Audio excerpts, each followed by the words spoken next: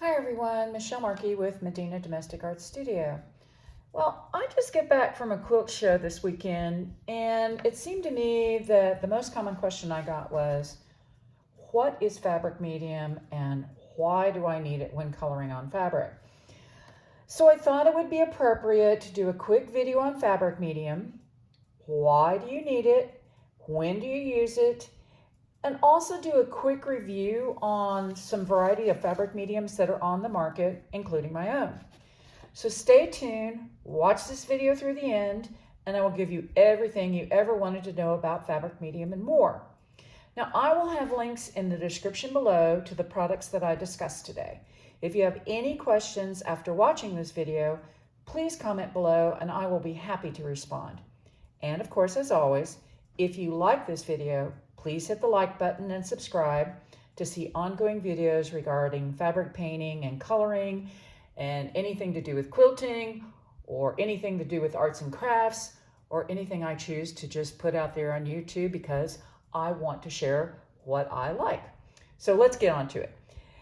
So I'm going to read this out loud to you because I want to get the definition of fabric medium exactly right. This seems to be the ongoing question. I can never say it precise. So let me read this so that you get exactly what fabric medium is. Fabric medium is an acrylic polymer that is often mixed with acrylic paint to make it suitable for use on fabric. It helps the paint adhere to the fabric, remain flexible, and resist cracking or fading after it dries.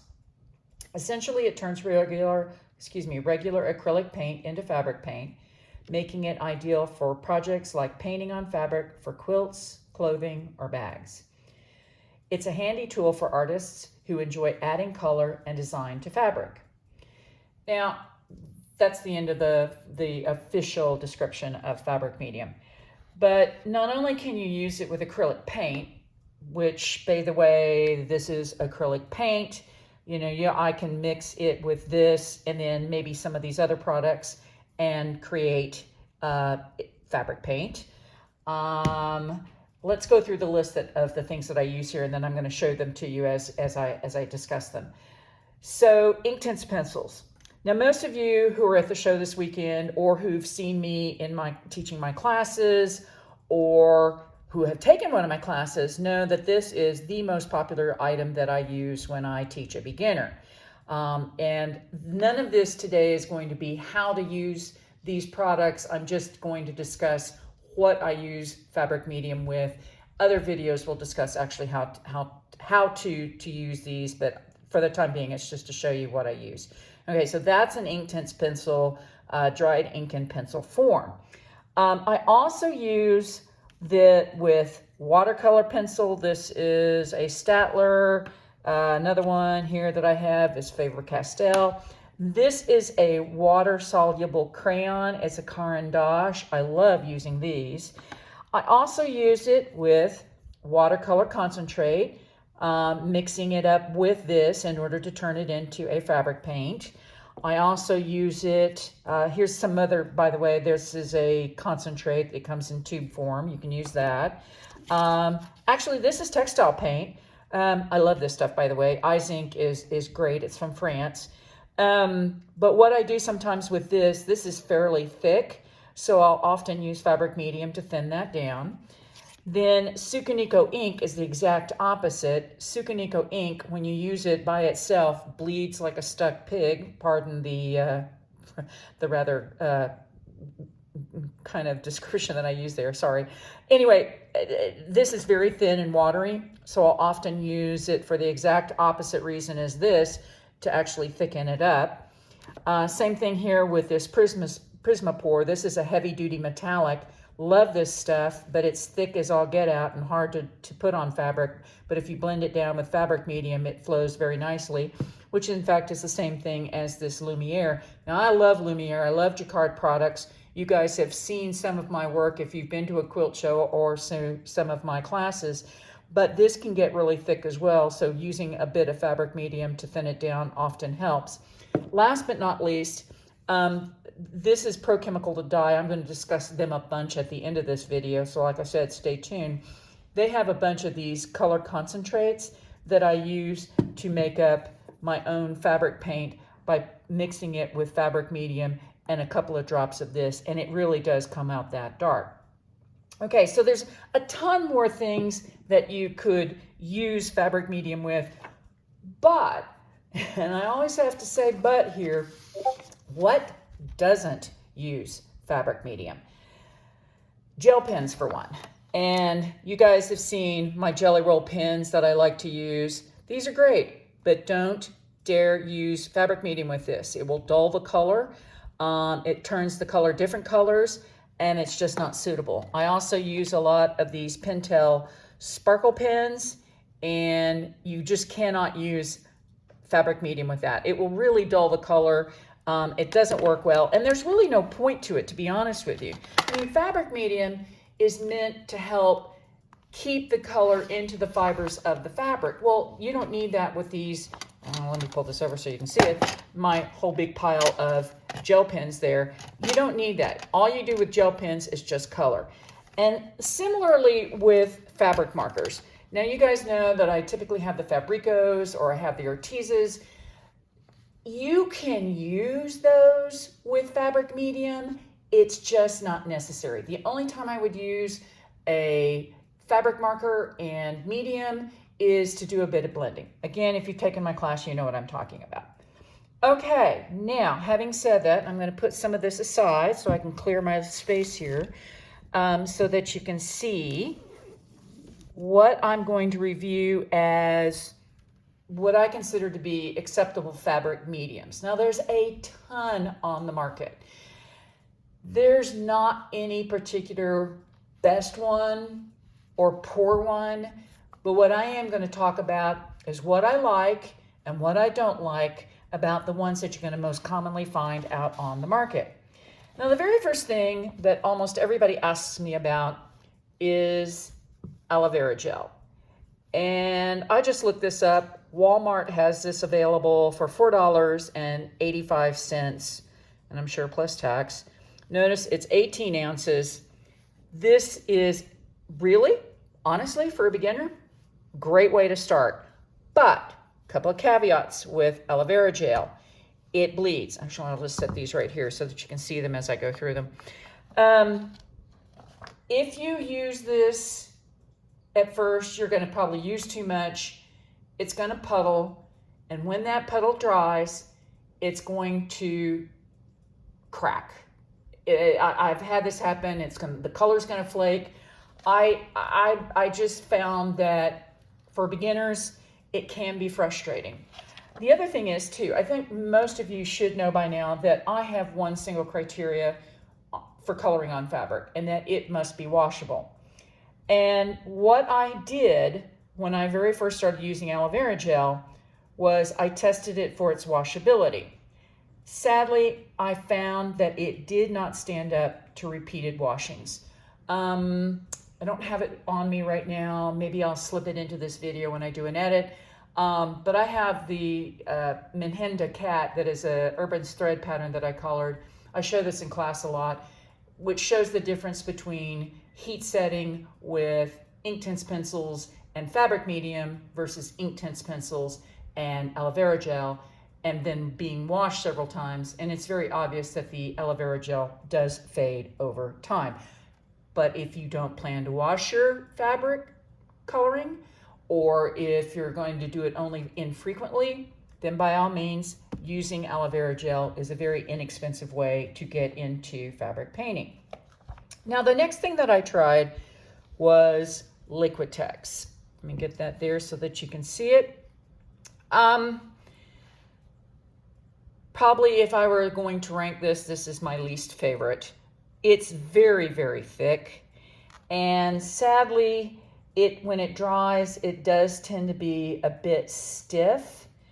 And I just found it hard to work with. You know, as many of you know already, my whole big thing is making things as easy as possible. I don't want this to be difficult. This should just be fun. But I do find that working with the Liquitex is a bit difficult. And again, I don't like the way it dries.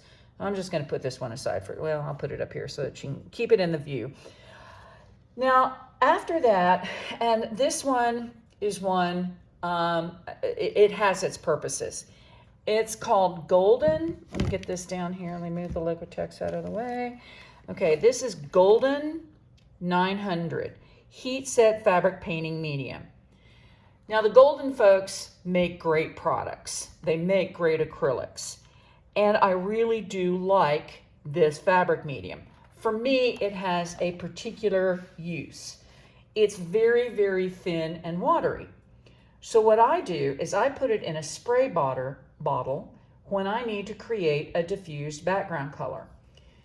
But I find that when I try to use this color to blend with pencil work, it can bleed really easily. And I think a beginner would really get frustrating using this fabric medium right off the bat.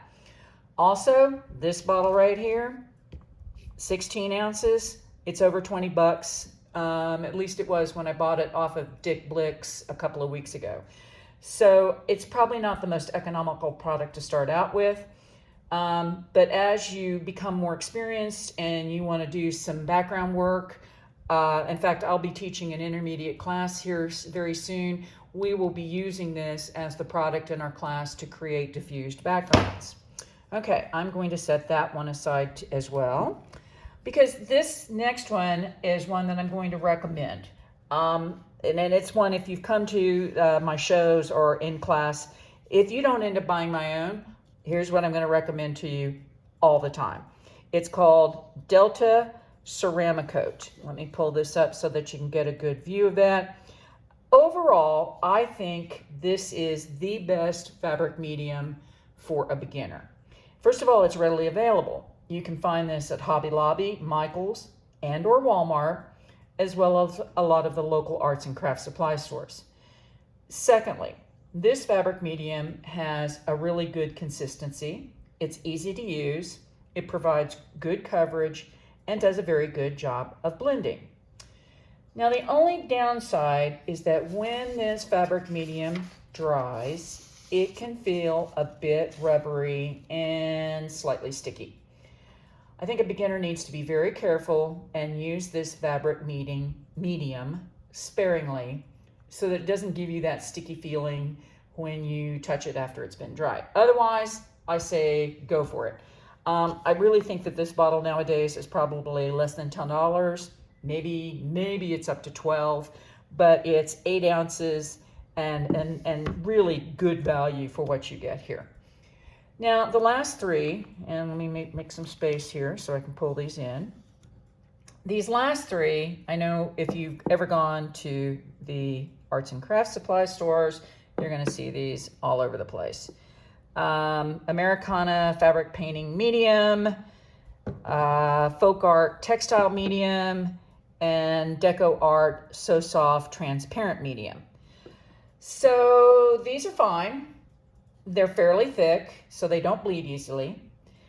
They're easy to use and they're relatively inexpensive. But I simply do not like the way they feel after the fabric is dry. It feels stiff. In fact, that's kind of the one categorization I have for a lot of these, really, except for Golden and maybe the Ceramicote. And sometimes these can also feel sticky and rubbery. But if you're just starting out, these are very inexpensive, and I think they're a great way to give fabric painting a try without spending a whole lot of money. So last but not least, that brings me to my own, the star of the show, so to speak. Not really. I will have one last one to show you, but I'm going to do that after my fabric medium because it's a specialty fabric medium that doesn't really apply, but I do want to talk about it. Now, this is not a sales video or a sales pitch to promote my fabric medium. If anything, it's a sales pitch to promote Pro Chemical and Dye, which is where I get my chemicals to make these two types of fabric medium that I make. I simply love their products. They're very high quality, they're very easy to use, and when they're dry, and this is critical to me, it does not leave the fabric stiff, rubbery, or sticky. In fact, if you've been to my shows or if you've been to my class, I often ask you to grab a couple of my quilts that I've washed and touch and feel them, scrunch them up. And every single one of you has often said to me, oh, well, it's soft. It doesn't feel stiff. Exactly. That's why I love Pro Chemical and Dyes products. So it's not me, right? All right, this fabric medium is not me. It's just a combination of their products. By the way, I do have a YouTube video on how to create your own fabric medium using this, and I'll include a link in the description below so that you can go take a look at it. Okay, last but not least, I want to mention this one because some people have asked me about Jo Sonja. I don't use Jo Sonja for fabric painting, but I do use it to create silk paper. Now, this is not completely off subject, but it sort of kind of is, because silk paper is a completely different type of fabric or textile art. But I encourage you that if you're interested, to go check out any of the videos that have the keywords silk fusion or silk paper in them. Jo Sonja is one of the best fabric mediums for helping to create silk paper. Having said that, this is thick. It has kind of a sticky texture to it, to be honest with you, which is why I don't use it for fabric coloring. But boy, does it make great silk paper. And it has a sheen to it when it dries that really makes the silk pop. Okay, so there you have it. Again, I have all the links in the description below to the products that I discussed today. And as always, if you have any questions regarding this video, please comment below, and I am very happy to respond. Again, if you like this video, hit the like button, hit the subscribe, because I'm always doing new fabric coloring videos.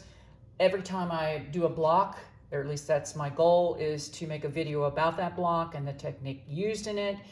And if you're also interested in purchasing my fabric medium, you can find it in the website link to my webpage below. And there's also kits and other stuff out there as well to purchase. In the meantime, I appreciate you watching. I hope you have a great day. Thanks so much.